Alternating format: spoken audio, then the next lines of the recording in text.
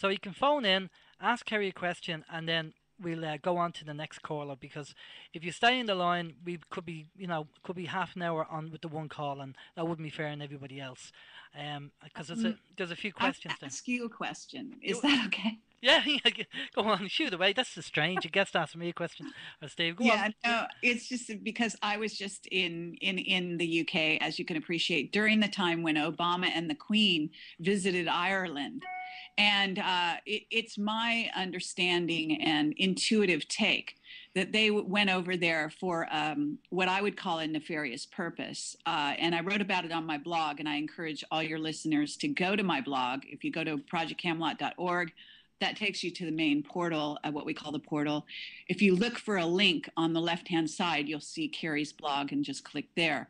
That's the way to keep in touch with everything I'm doing, really up to date. And I actually update my blog daily and sometimes multiple times during the day with all kinds of information. But to get back to the question, what I want to know is, I was told that Dublin was closed down, and I think it was actually a fake terrorist, sort of threat.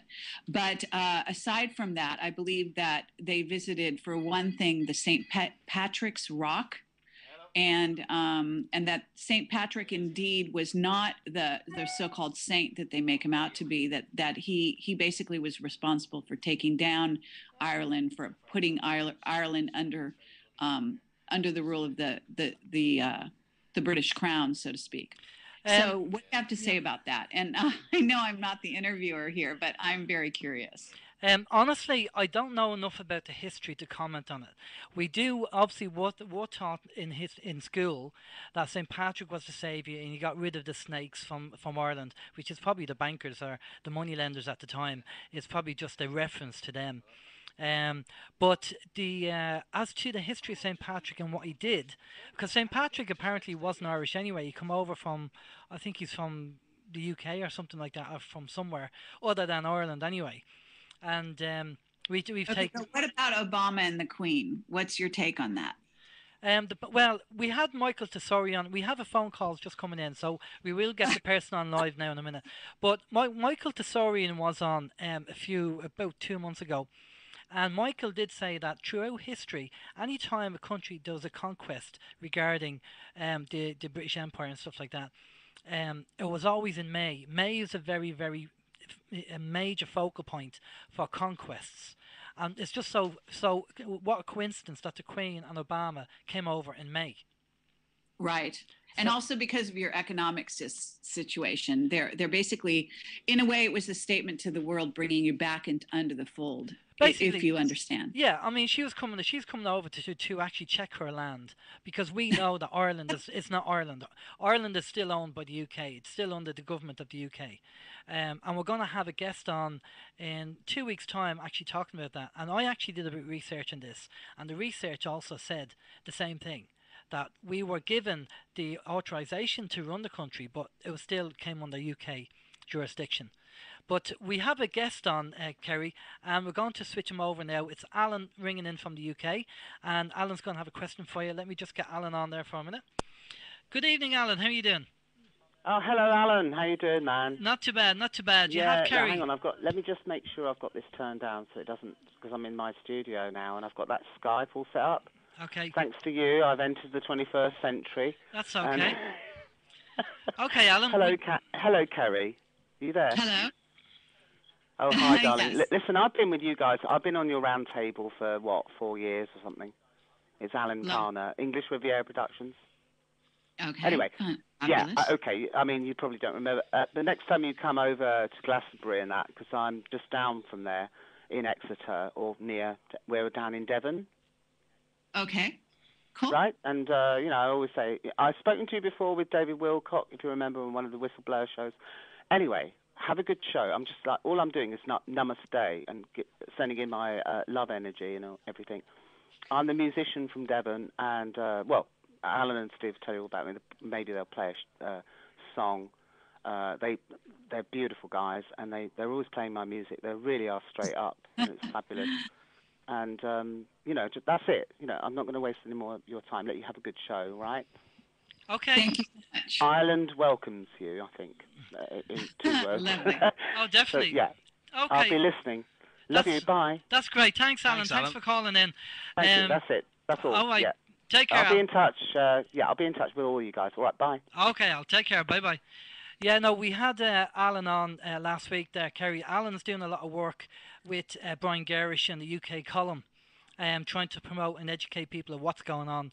And he's a musician, and we play some of his music on the show. And Alan was on last week with Brian Garish, telling us what's going on and what they're up to and what's happening, you know. So, Alan just wanted to pop in and say hello to you there. That was lovely. Thank you. Brilliant. But yeah, going back to the situation with Obama and the Queen, Steve, do you know much history about the St. Patrick thing?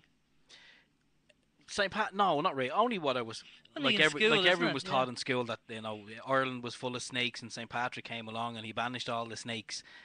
That's as much as I basically, know. yeah.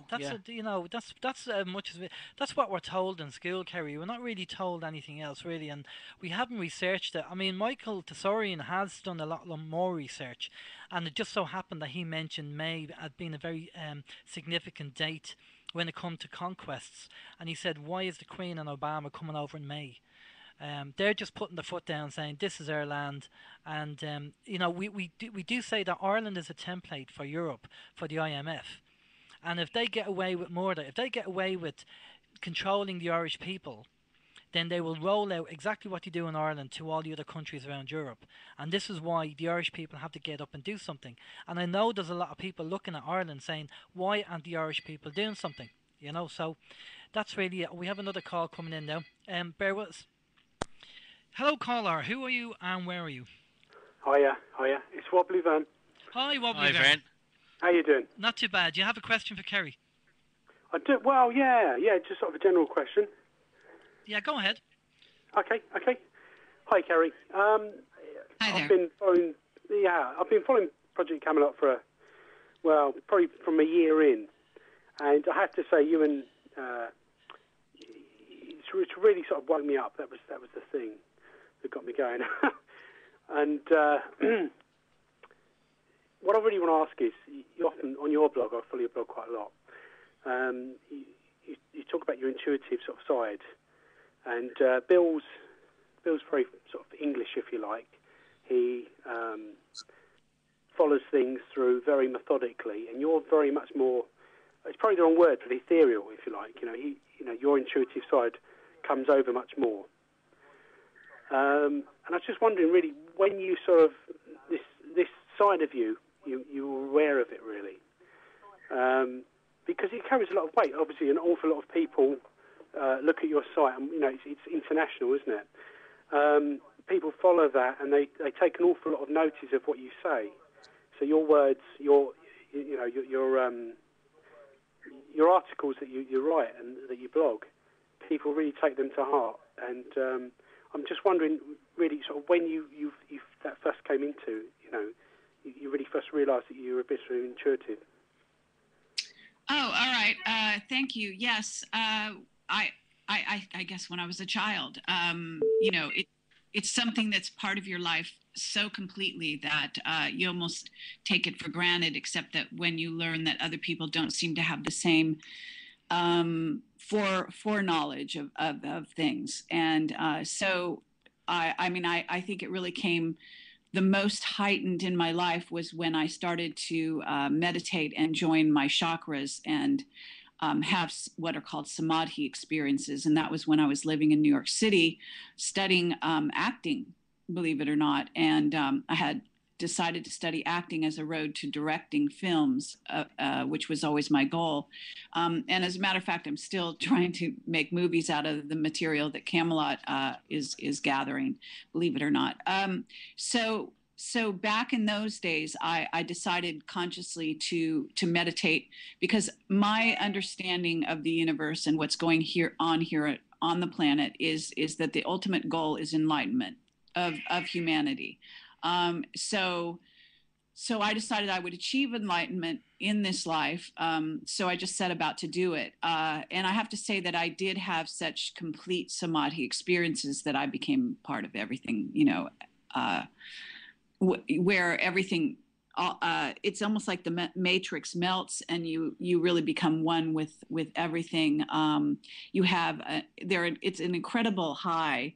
It's I guess you might say better than drugs, or at least equal to maybe some of the best drugs like LSD.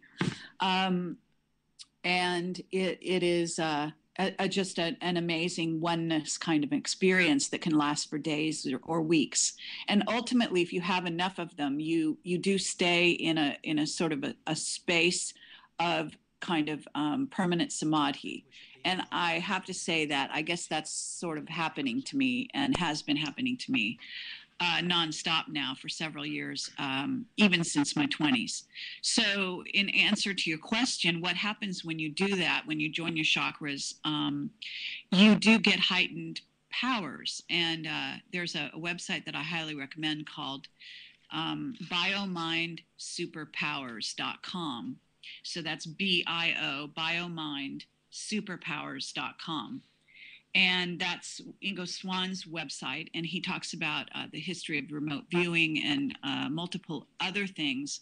He's one of the best and most brilliant and well-known psychics on the planet. And I also I think that you kind of trip into those possibilities yourself. And so I started to have dreams of the future when I was living in New York, and some of those dreams have come true. Even they're coming true more and more now. And so I have what I call a deja vu experience, in which I'm living in the now, something that I saw 20, 30 years ago in New York City when I was going through this experience. So it's a very interesting place to be, and it's evolving. You know, it's an ongoing thing. Another part of that is going to the power places on the planet heightens this experience.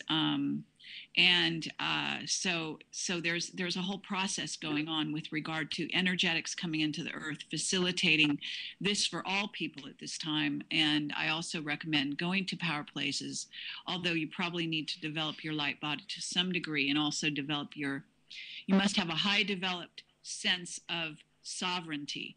Otherwise, you can also open yourself up to being taken over by doing so. So I obviously developed myself way in advance of doing this, but at this present time, I am going to many power places on the planet. Power places would be considered like Giza, the Giza Plateau, the various pyramids there.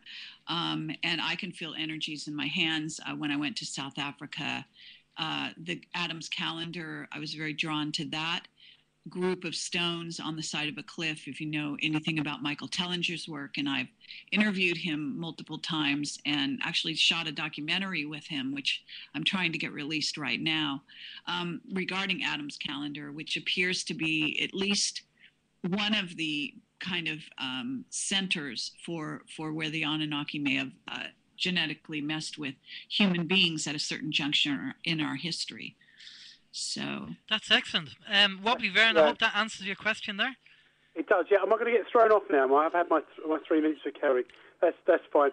What I would just very quickly like to say, I mean, Kerry, I don't want to I'll get kicked off if I say too much anyway. But just basically, I had a very, very strange experience. Like I say, Project Camelot really sort of woke me up to things, and I'd like you to know that. And it was Project Camelot that really sort of got things going for me. But I had a really strange experience about 6 months ago, which I can only explain really as a spiritual experience. And I've been trying to sort of rationalise it ever since. And I'm hoping... I mean, you should welcome it. And I have to say that I just got back from England, and it's full of power places. So it wouldn't be any wonder that you would be having interesting experiences there.